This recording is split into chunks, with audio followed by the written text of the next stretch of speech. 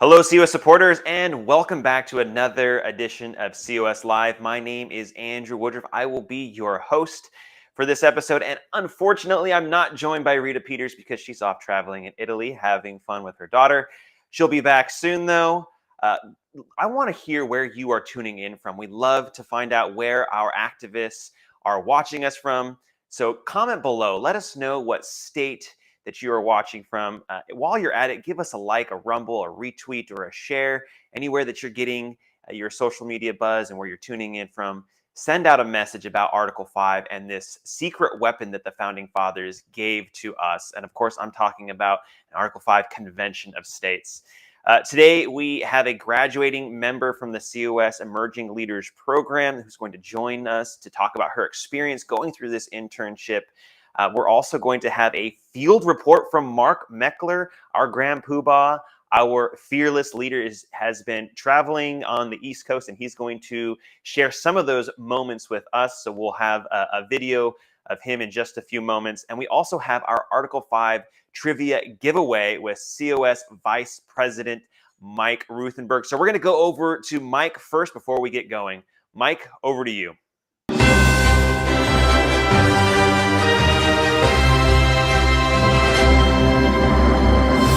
Thank you, Andrew. Boy, am I glad to be here, and I'm missing Rita. I'm sure you are as well, but she is on a worthy journey right now, and so it looks like you're going to be holding down the fort, and I'm so excited that you're going to be having conversation with Kristen, one of our amazing emerging leaders, who is sticking around, by the way, which is super cool.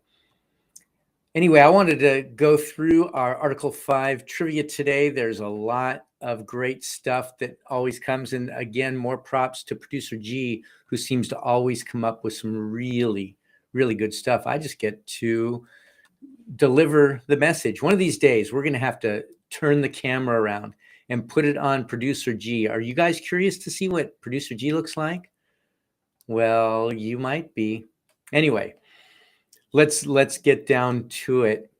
First of all, I'm going to give away this really cool shirt. I like to wear this shirt because it starts a great conversation. I've been wearing basically a different shirt every day. And when I get into stores or when I'm out and about, people are constantly asking. Great conversations are coming of it. It's a great in to talk about Convention of States. So if you don't win this really cool No Mouse in This House shirt, you can go to shopconventionestates.com. You can get your own, or you can get anything. The other things that we just got in the store are the Tierney Never Sleeps tumblers. They are amazing. They have the COS logo on the back. And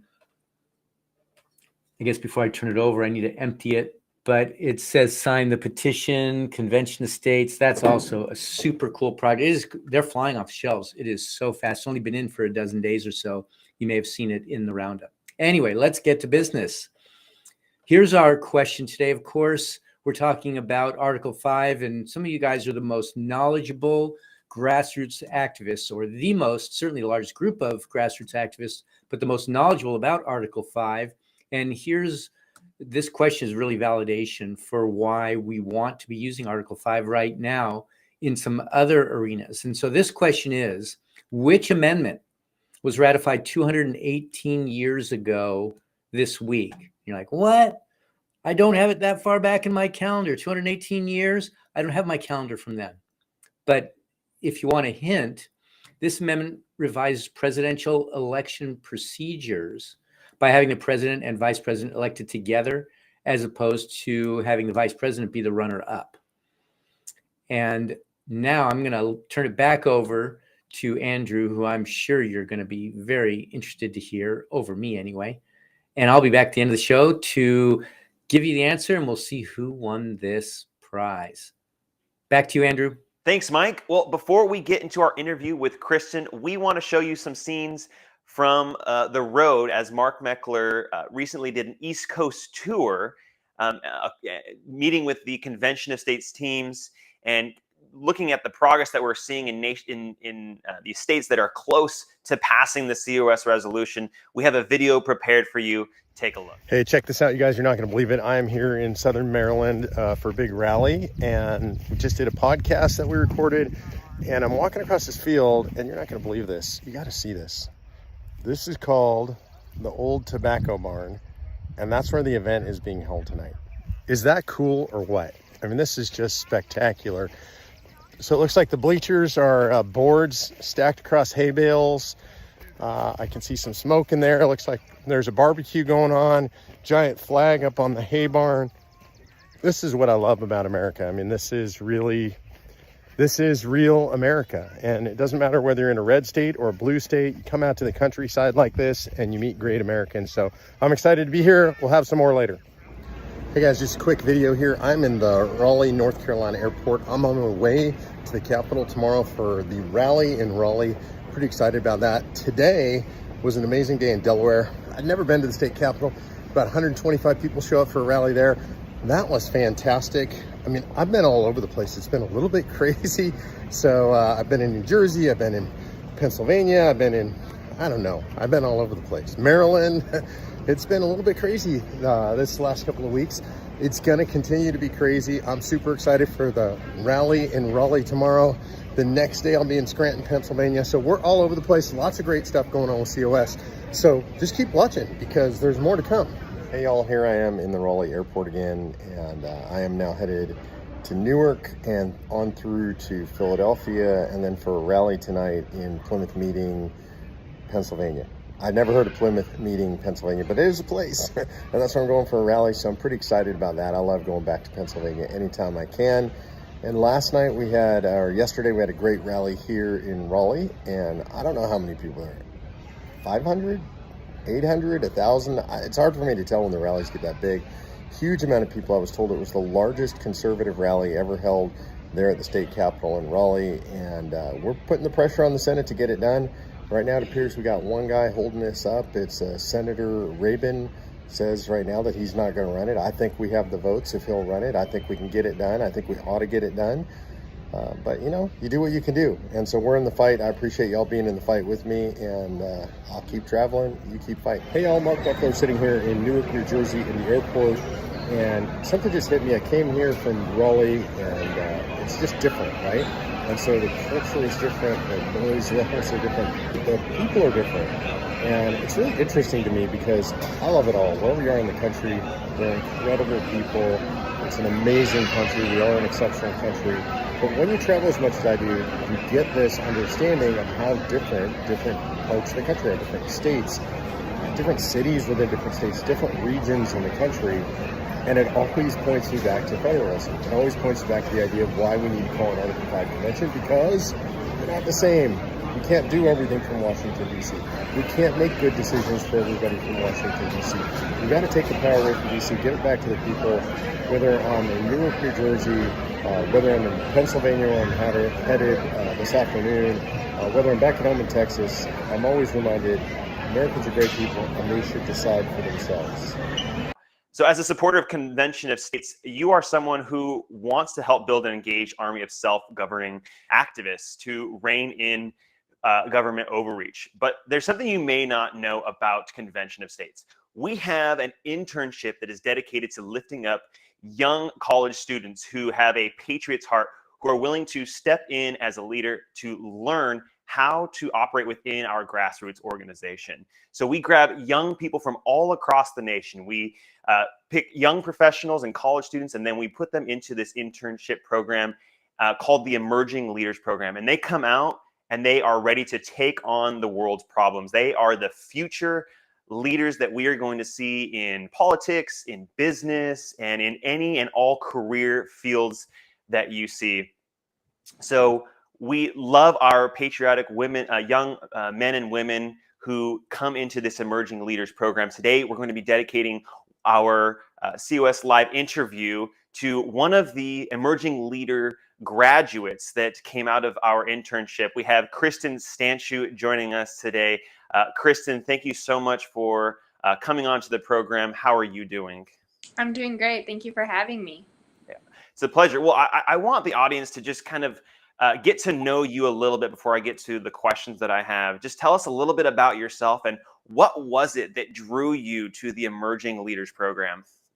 Yeah, so I'm a sophomore at Baylor University, and like you mentioned, I was in this last intern cycle this past year, and what really got me into politics to begin with was that my parents both grew up in communist Romania, and they came to this country so that they could offer a better life for themselves and for their children. And growing up, those were the stories that I grew up hearing about.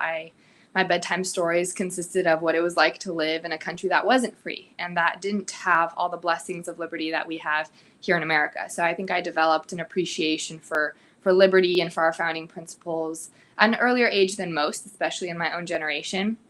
And so I wanted to seek ways to give back and to continue to preserve those founding principles for the next generation. So that led me to seek opportunities with Patriot Academy. And from there, I learned about Convention of States, and it was really a mission and a movement that I wanted to be a part of, and I've never regretted it for one instant. Mm-hmm.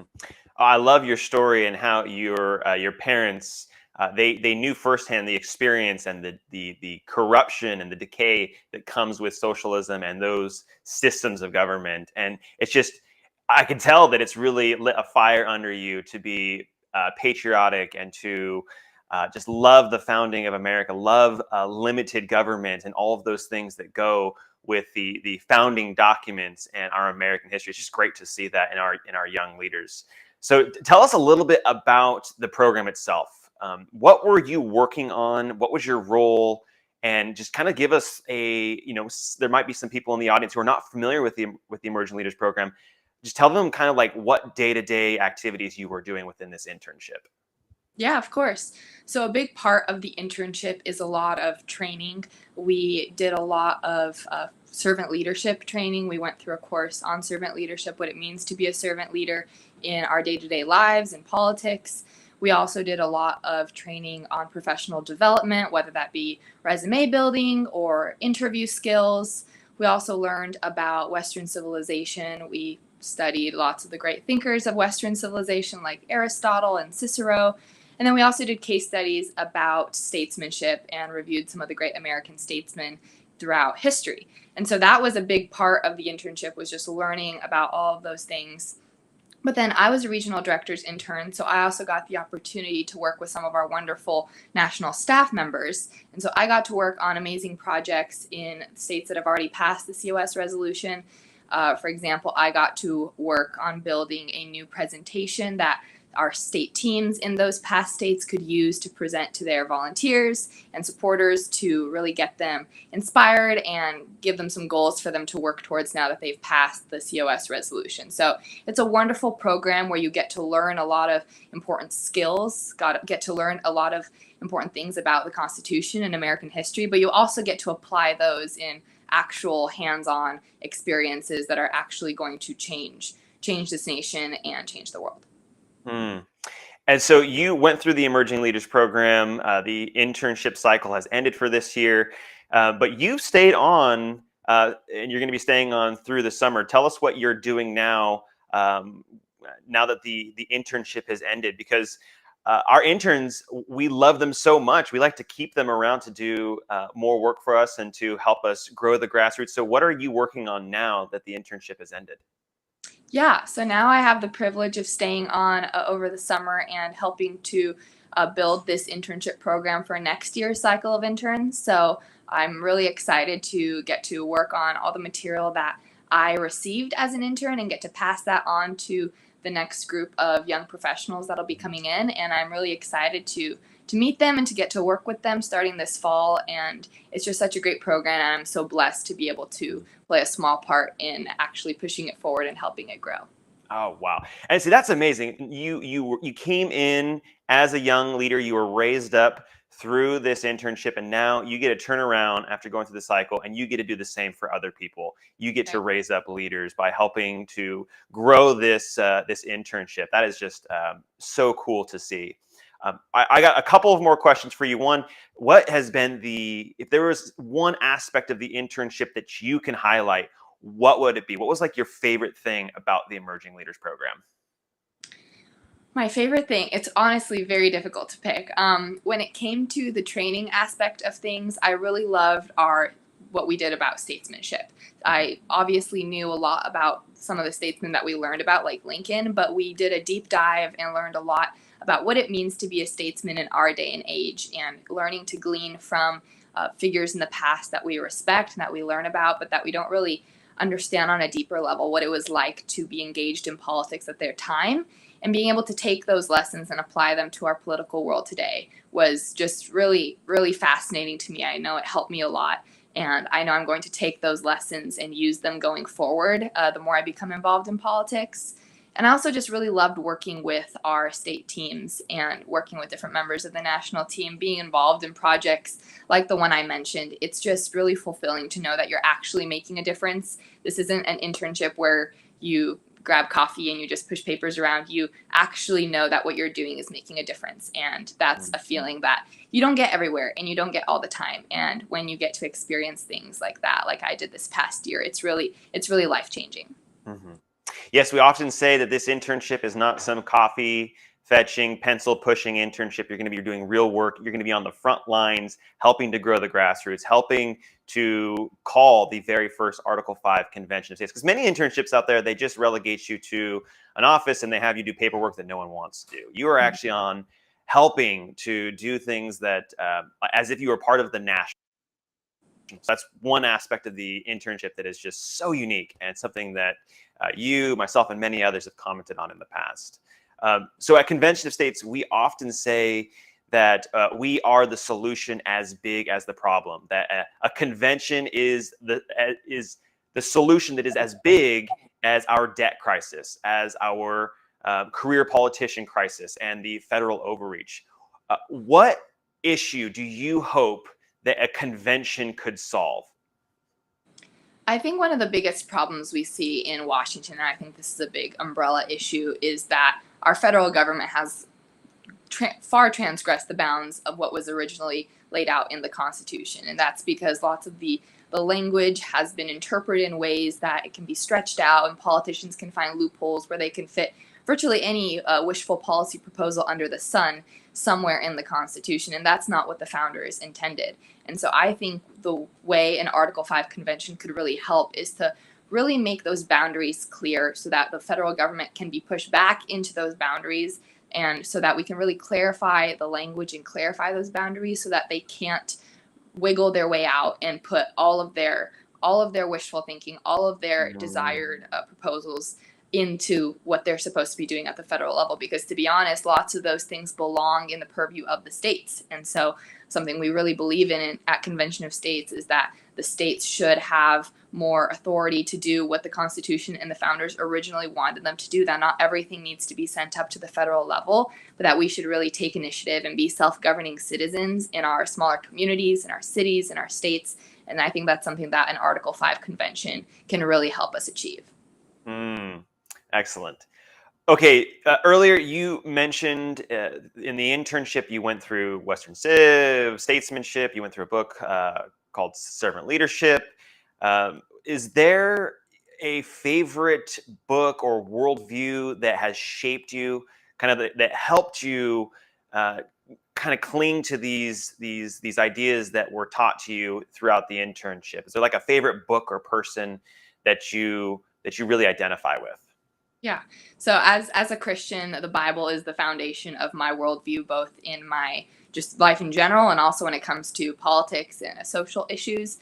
But if I had to pick a thinker or a writer, I would probably pick Thomas Sowell. For those of you who don't know, he is a conservative economist, and he has written profusely about the differences. He talks a lot about economics, but he also talks about public policy and social issues, and the difference between the progressive perspective and the conservative perspective when it comes to dealing with lots of social issues and public policy initiatives, and the way that these two groups really approach political problems. And I think the way that he just expounds on that is so wise and so enlightening, and he has definitely taught me a lot.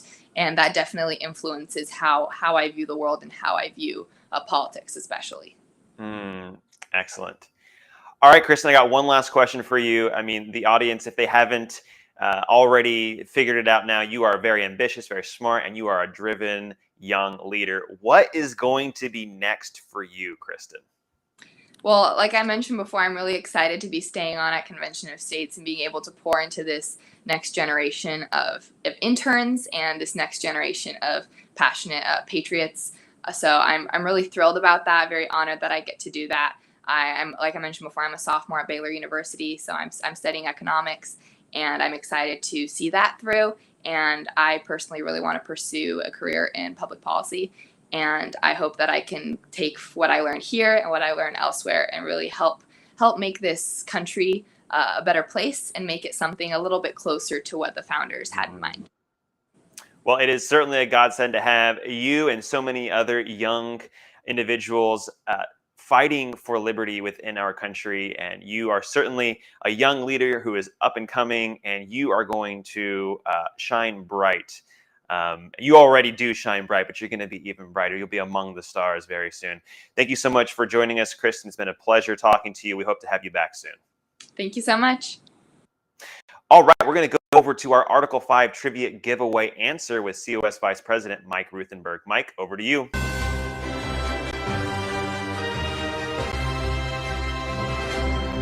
Well, I hope you guys really appreciated the conversations that Andrea, the news he brought, the conversations with Kristen. What a great show. Thanks so much for being here. And you probably remember the trivia question way back in the beginning of the show. And that question was, which amendment was ratified 218 years ago this week? That's our question. And you probably knew because everyone was typing away in the chat. The 12th Amendment was ratified on June 15th, 1804. It clarified the election process for president. This is one of the reasons the framers have included Article 5 in the Constitution in the first place, because Article 5 is really here for us to be able to fix holes in the Constitution, to be able to add things that were forgotten about, maybe even put some limitations, which many of you guys know that that's one of the exact reasons why we are looking at Article 5.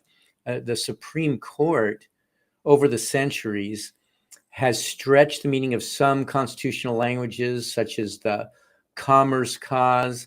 What about all of the bureaucracy that has just sprung over the expanding federal government that has basically exploited some loopholes in our Constitution? Those loopholes are, of course, also added to by that version, the 3,000 plus page version of the Constitution as interpreted by the Supreme Court right now. And it's so important that we bring a convention under Article 5, exactly like we're doing.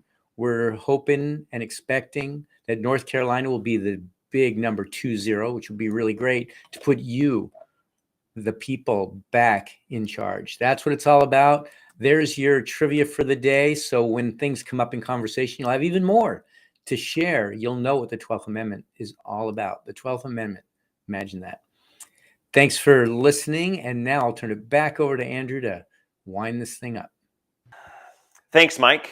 We do this show every week because we love America, because we care about the founding, and because we want to preserve our nation. We want to preserve the republic, and we want to preserve self-governance. The swamp monsters in Washington, D.C., they want nothing to do with an Article 5 Convention of States. And that's because they know that it is the solution as big as the problem. They know that a convention can solve the runaway debt that we have, the debt crisis. They know that it can solve career politicians, and it can put the federal government back into its constitutional box that it was supposed to be in. The swamp monsters in Washington, D.C., they're going to be running scared once we get to a convention. But we can never get there without you.